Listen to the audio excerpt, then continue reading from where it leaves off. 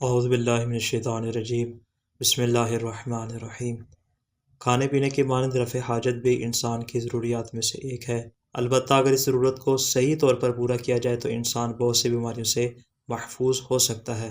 اس لیے کہ رفع حاجت کرنا اصل مقصد نہیں ہے، بلکہ اس کے وقت، اس کی جگہ اور اس کے طریقہ کا خیال رکھنا بھی بہت ضروری ہے، کہ جس سے عام طور پر اکثر لوگ آشنا نہیں ہوتے۔ سب سے پہلے ضروری ہے کہ ہم یہ سمجھیں کہ رفع حاجت کا بہترین وقت کون سا ہے۔ کیا انسان اپنے بول و براز پر اس قدر کنٹرول رکھے کہ بیت الخلاء آنا بہت زیادہ کم کر دے، یا یہ کہ جب بھی اسے ضرورت محسوس ہو بول و براز کرنے کی تو وہ رفع حاجت کے لیے بیت الخلاء بار بار آتا جاتا رہے، یا تیسری صورت یہ ہے کہ جب اسے ضرورت محسوس ہو کہ مجھے بیت الخلاء جانا چاہیے تب وہ جائے، اور جب اسے ضرورت محسوس نہ ہو تو وہ بیت الخلاء نہ جائے۔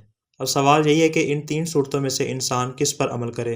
تو اس سوال کے جواب میں ہم یہ بات کہہ سکتے ہیں کہ انسان اس میں اپنی طبیعت کو مد نظر رکھے کہ جب اسے معلوم ہو کہ اس عالم میں مجھے بیت الخلاء جانا چاہیے تب وہ بیت الخلاء جائے، اور جب دیکھے کہ اس کی طبیعت کا تقاضا نہیں ہے اور وہ کنٹرول بھی کر سکتا ہے تو اس صورت میں وہ بیت الخلاء نہ جائے۔ البتہ اس کے علاوہ کچھ ایسے اوقات بھی ہیں کہ چاہے انسان کو رفع حاجت محسوس نہ ہو، چاہے اس کی طبیعت یہ ہو کہ وہ اپنے بول و براز کو کنٹرول کر بھی سکتا ہو، مگر اس کے باوجود بہتر یہ ہے کہ وہ رفع حاجت کے لیے جائے۔ یعنی کچھ ایسے اوقات ہیں، کچھ ایسے ٹائم ہیں کہ جن کے اندر انسان اگرچہ ضرورت محسوس نہ بھی کرے پھر بھی اسے چاہیے کہ وہ رفع حاجت کے لیے ضرور جائے۔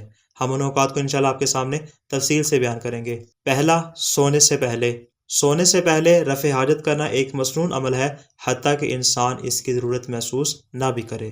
اب اس میں فرق نہیں ہے کہ انسان دن کو سوئے یا رات کو سوئے، یعنی دونوں اس میں شامل ہو سکتے ہیں، اگرچہ مناسب یہ ہے کہ یہ حکم فقط اور فقط رات کے سونے کو شامل ہو، دن کے سونے کو شامل نہ ہو۔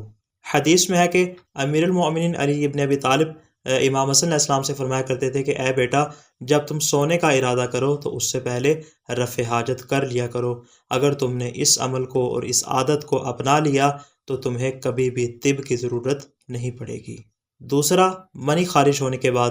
اس کے بعد پیشاب کرنا اس لیے ضروری ہے کہ اگر کوئی منی کا ذرہ باقی رہ گیا تو وہ اس عمل کے ذریعے باہر خارج ہو جائے، اور اس کے اندر رہنے کی وجہ سے انسان کسی ایسی بیماری مبتلا نہ ہو جائے کہ جس کا علاج اصلاً ممکن نہ ہو۔ تیسرا، نماز سے پہلے۔ البتہ یہ والا حکم اس فرد کو بھی شامل ہوگا کہ جو اپنی طہارت کو زیادہ دیر تک باقی رکھ سکتا ہو، پھر بھی اس کے لیے بہتر ہے کہ نماز سے پہلے رفع حاجت کرے، کیونکہ حدیث میں ہے کہ حضرت رسول خدا صلی اللہ علیہ وسلم نے ارشاد فرمایا کہ اس حالت میں تم نماز نہ پڑھو کہ تمہیں بول و براز کی حاجت محسوس ہو رہی ہو۔ دعائے خالق دو عالم سے کہ وہ ہمیں ہر قسم کی بیماری سے محفوظ فرمائے۔ والسلام علیکم ورحمۃ اللہ وبرکاتہ۔